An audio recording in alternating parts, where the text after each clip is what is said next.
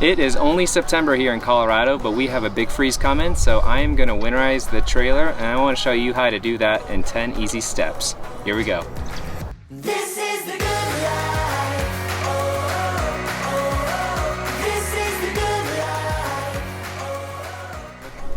life. Hey, welcome to Chadwick Family Films. If this is your first time to the channel, we make videos about camping and getting outdoors and just having fun with your family. If that's something that you're into, please hit that subscribe button and maybe like this video and you won't miss the next one. Okay, the tools that you're going to need to get this project done is a socket that is a 15/16 socket with an extension. This is going to let you get the water out of the hot water heater. You're going to need a screwdriver. This is going to give you access to some of the panels, so we're going to be looking for our water pump, our hot water bypass, and then our low point drain valves. And then we also have, I haven't even opened it yet, this is a brand new one, it's a hand pump to pump the antifreeze into the black tank flush area. So we'll have that area all protected. And then because I'm going to be doing the antifreeze method, we have 3 gallons of Walmart antifreeze. They're $2.50 a piece, so this will be a super cheap project to get done. Here we go. Okay, the first step is to wear a electrical cord. No, just kidding. The first step is to find the low point drains. They're on the driver's side on this Winnebago 2100BH. It's the red and blue pipes right here. And so usually right above those is the valves for them. Mine are on the inside, so I'll show you where we pull those next. To get to these low point drains on the bunkhouse model that we're in, you have to take off this panel. It just has a few screws. So I've already done that, so I'm gonna take the panel off and show you the drains as we let the water out.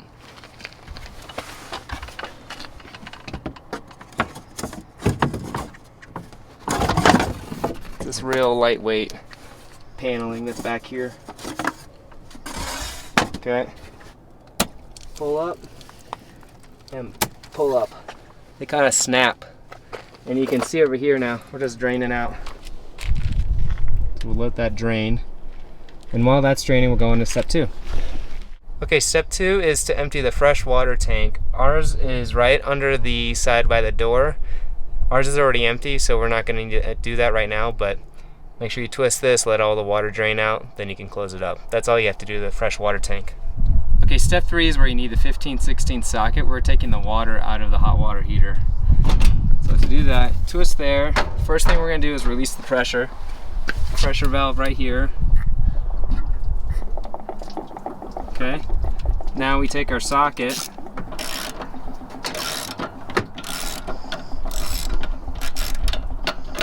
Okay.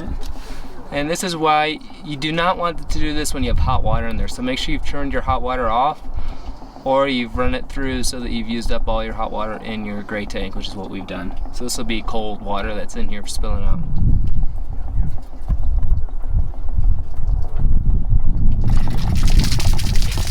And we'll just take this is gonna stay out. So this is gonna sit inside of here. Water heater's done. Before we go back inside, you want to make sure you close your low point drain valves. So they just take a little click right here, blue and red, and that is done. So just close up the paneling back here and you're done with the low point drains. And now we're in the RV. I've got my screwdriver, I've got some antifreeze, and we're gonna locate the hot water heater bypass and the water pump. In the 2100BH, we're going to be right underneath the sink and the oven for both of those. I've removed the screws, speed this up a little. The panels will come right out. And underneath here, you have access and can see the hot water heater. So the bypass is on this cord, there's this hose right here.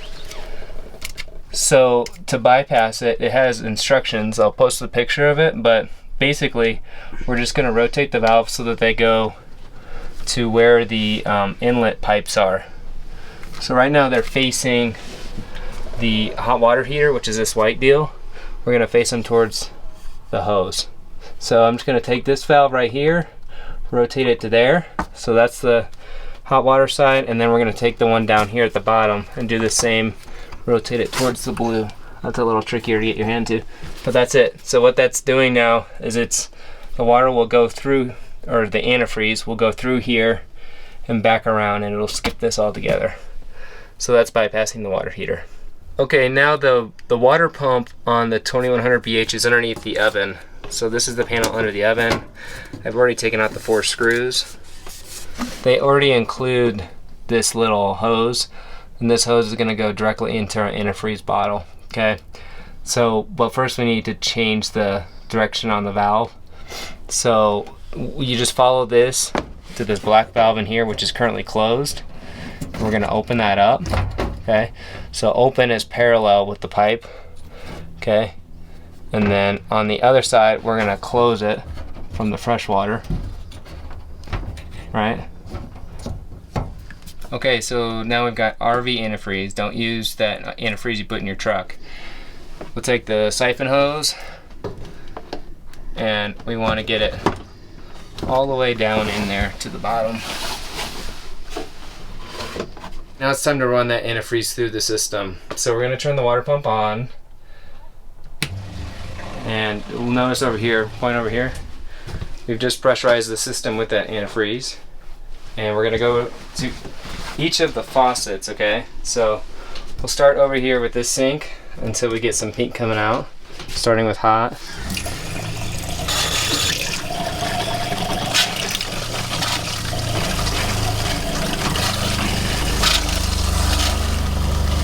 There we go. All right. I'm gonna go over here and do the same thing with the cold side.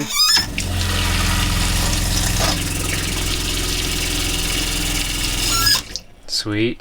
Next up, we're in the shower, so we're doing the same thing in here.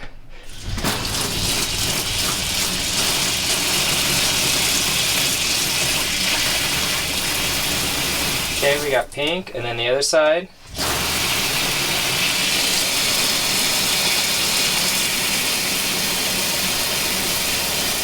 Okay, plenty of pink there. That's good. Next, we're gonna do the toilet. Okay, looks good. Then we got the outside shower. You never want to forget the outside shower. All right. Until we got pink going. Okay. And you don't want to forget the cold. Got some good pink going through there, so outside shower is done. So the next one is a city water connection. We actually have a white little pressure relief valve that we're gonna get to. You just kind of wiggle this screen loose that's in front of it. You take that out, and then you don't want to step in front of this one. It's supposed to shoot out. So until we get pink coming out. There we go. Okay, the last thing that most people forget, there is a black tank flush, at least on the Winnebago 2100BH. You want to get some antifreeze on there too. So we're going to use a hand pump today from Camco, and that's just going to go in there and just give it a couple squirts.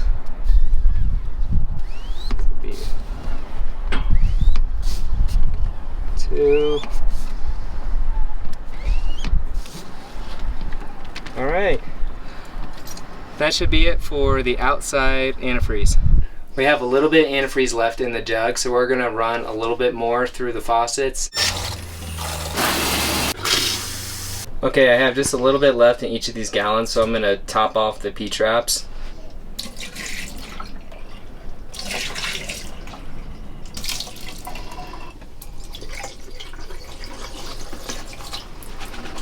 Okay, one of the last steps is going to be to empty those holding tanks now. So we have antifreeze in them. We've already cleaned them out before we started this. We're just going to pull the black tank and then pull the gray. Let all that little bit that's left in there go out. One of the last steps is you always want to disconnect your batteries for the winter. So that means you're going to put them in your garage, your basement, and put them on a battery tender. So that way when you come back out and the next time you go camp, you have power. The exception for us right now, I'm not actually taking them out because we are camping again in a few more weeks. We just have this cold snap. But one thing I do is I have a TPMS repeater. So I'll disconnect that, and basically all you're gonna need to take your batteries off is a 1/2-inch socket usually. Unscrew them, maybe take a picture of them real quick before you do that so you know how to put them back in for next year. Step 10 to winterize your camper is going to be to put some tire covers on. This will protect them from any sort of UV rays throughout the winter, so that when you come back, you're not gonna have a blowout. So these just go on real easy with the little elastic, little buckle around them, and I'll buckle those. But let me know if this was helpful. I appreciate you watching, and leave a comment down below if you have any questions, and I'll get to those, and we'll see you in the next video.